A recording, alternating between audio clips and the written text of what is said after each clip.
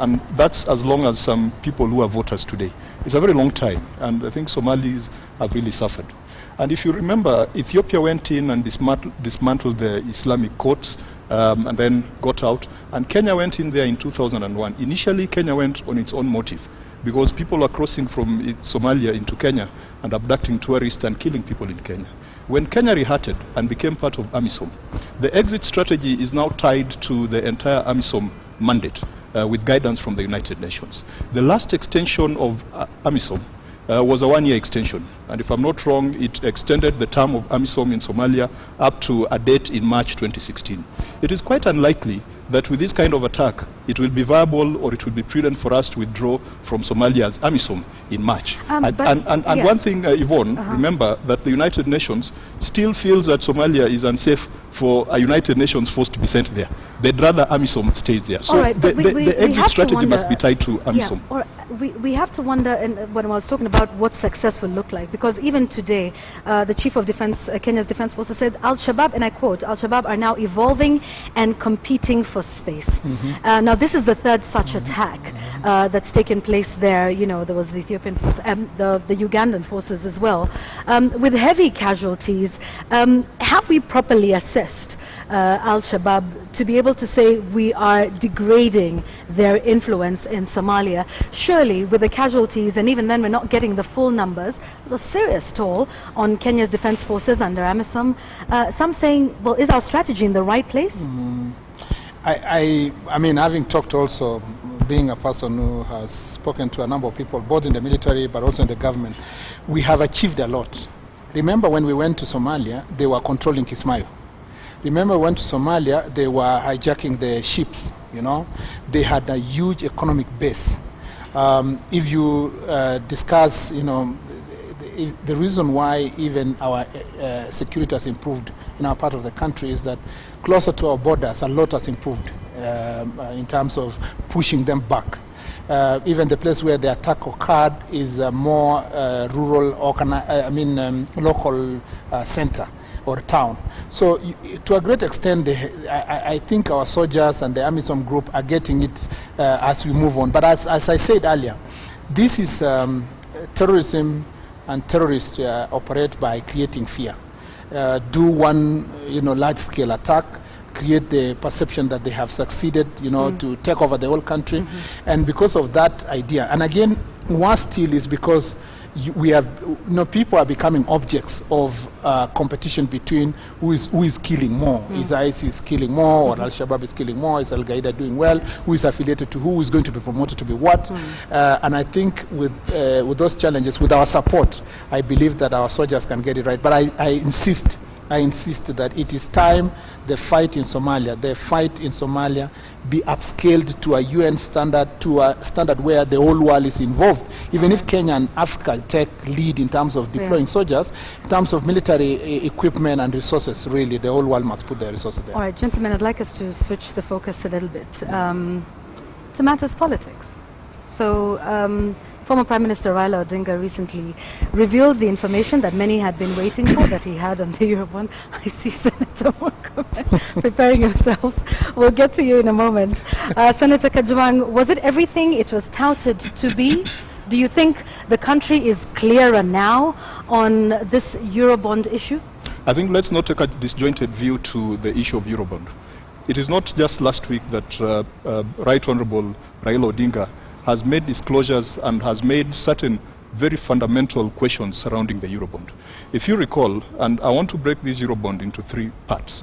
Part one is the part where we were saying, was it proper, was it constitutional, was it legal for these proceeds to be deposited in an offshore account when the Constitution is very clear that all government proceeds shall go into the consolidated fund. And I know that there are people from the civil society who have taken this matter to court, and LSK has requested to be enjoined, and probably we shall get an interpretation from the court. The second part of it was the issue of the objectives of the Eurobond loan. and whether these have been achieved. Yvonne, Kenya is not the first country to go for Eurobond. Rwanda went for it. They were very clear that when they got the little money they got out of the bond sale, they directed it to the Kigali Convention Center, they directed it to the upgrading of Rwanda Air.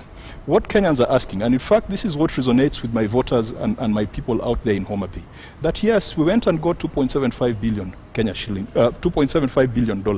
What has it been used for? Because ultimately, this is money, if you divide by 40 million Kenyans, it comes to about 6,800 shillings per Kenyan. It is money that is on the head of every individual Kenyan. It shall be paid back, and it needs to be accounted for. I think that then is a political question. The third point would be the question around the 999, billion, the amount of money that was transferred to the Federal Reserve Bank of New York. Now today, I saw Rotich bought 2 pages in the dailies to say that all that money came into the CBK.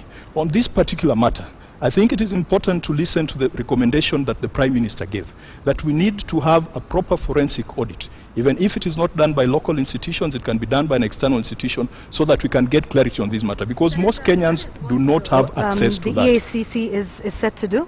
The EACC did not conduct a forensic audit. Remember, the DPP requested the EACC within a period of days, about 20 days, to look into the matter and confirm whether there was any criminality in the handling of Eurobond funds. Very quickly, they came back to the DPP. Now, the DPP has said he's still studying the file and is also asking the Auditor General to conduct a value for money audit. Right. I think if we break it into the 3, the constitutionality of depositing these proceeds offshore, the issue of whether we got value for money, the objectives have they been met, and the issue of the transfer of funds, as all that money come into Kenya. And indeed, if that money came into Kenya, Yvonne, I wonder what it has been used on, because the pet project of the Jubilee government is a standard gauge railway. This has been financed 90% by the Chinese. Okay, all right. Let's I think, Yvonne, this whole discussion about Eurobond has become a circus of some sort. It's a scandal created in the mind of the former Prime Minister, executed in his mind, and prosecuted in his own mind. If there are 2 people who have confused this country about what they think about Eurobond, is the former Prime Minister and his Eurobond advisor, Mr. David D. And I'm saying this because a very responsible citizen of this country, who is saying that billions of money, billions, he started by saying 140 billion, was it 240 billion, he came back. I think the other day was telling us only 10 billion that is remaining, and then he has now gone back to other discussions. The most responsible thing that he would have done is basically to go to a CID officer or EACC and record the statements he knows. It's even worse that a person of the stature of former Prime Minister, who supposedly supports the constitution and institutional building in this country, has refused to support those institutions in terms of giving them information, lied to Kenyans that he knew the people who stole the money. When he realized that he was cornered, he used the public servants as a scapegoat, and instead of initially tells people, I know the people who have stolen, I will expose. When he's cornered, he comes with an underwhelming statement, says, I have discovered people of interest. No longer the people who stole, people of interest. So the person who actually owes Kenyans an explanation, because I will not lie to Kenyans that I know about Eurobond, I know how the money. Rotich has given clear information. It's been taken to ACC. ACC has said nobody is culpable. Auditor General and Controller of Budget confirmed that the money came to the country. Okay. So if there is an extra institution, and I want to caution the former Prime Minister, because he's used to this idea that we need international forensic experts, as if this country does not have people who are capable of doing those investigations. Right. So the point I want, let me close this. The Auditor General and Controller of Budgets did not confirm the money came. That's a fact. Let me just complete this. Please, the Auditor General and Controller of Budget, they actually even put together an advert confirming that the money arrived. Let me just conclude this by saying that no other Kenyan has made the assertion that Raila Odinga and David D have met. They owe a responsibility to those Kenyans, a duty of care. They must get out of reckless statements. Tomorrow, They should walk to EACC right. or DPP Okay. or CID and give the information they know. Senator, though, there's been a bit of conflicting, or rather not enough information from the government, and some would say, well, the burden really is on the government to Absolutely not. make it clear. Yeah. Rotich, in an interview with the Business Daily, said at some point, he wasn't very clear on the money and which ministries it went to. He asked the ministries to account for the money. The ministry said they can't tell the difference where the money came from, and they're not very sure whether it came from Eurobond, budget, VAT. And then there was also the mix-up of reference numbers. Now, I know Rotich talks about it as an administrative issue, and even when you recall, with the Auditor General's report that came out last year, when we talked about money that went into an offshore account, which the controller of budget did not have authority to sign over, which she did indeed say, and then came back and said, oh, no, it was fine, it was a mistake, I signed off on it. But you would have to agree that all of this conflicting information on this matter of Eurobond, does set, the flags going that something is not quite right. We say the one who asserts must give a proof. The person who has said there's corruption must give evidence on that corruption. It cannot shift the burden to someone else. Two, and most important, the ministries have said, the treasurer said, money was received, we have all the money that came to the central bank, dispersed to various ministries. But they can't account for which of that was dispersed to various ministries.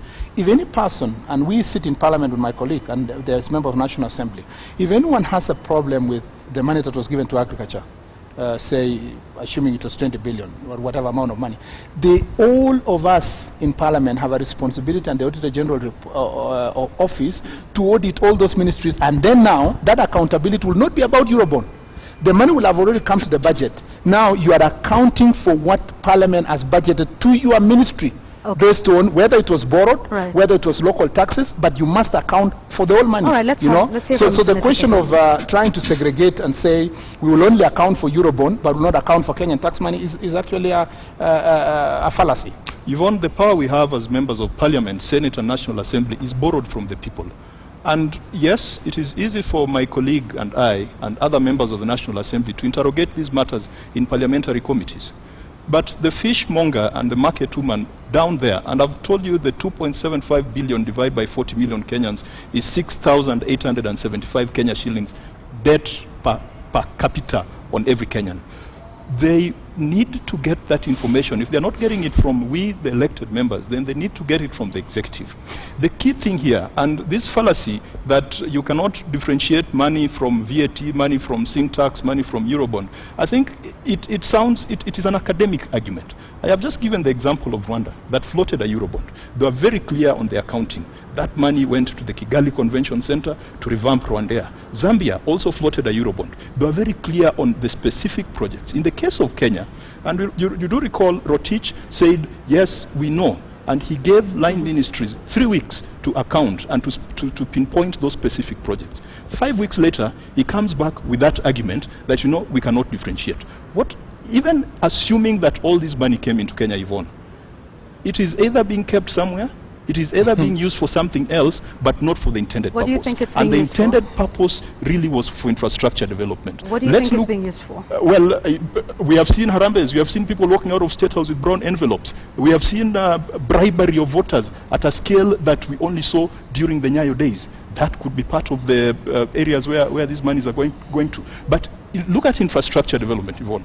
The biggest project, SGR, 90% financed by the Chinese. LAPSET has not kicked off. And I've personally visited Lamu. The only thing at LAPSET is an office building. The 3 berths have not started. Money has not been allocated. Galana Kulalu, adequate money has not been allocated to it. The Greenfield project at Jomo Kenyatta International Airport has been financed by the African Development Bank. So you ask yourself, if you were to inject 275 billion Kenya shillings into this economy, really, it would show.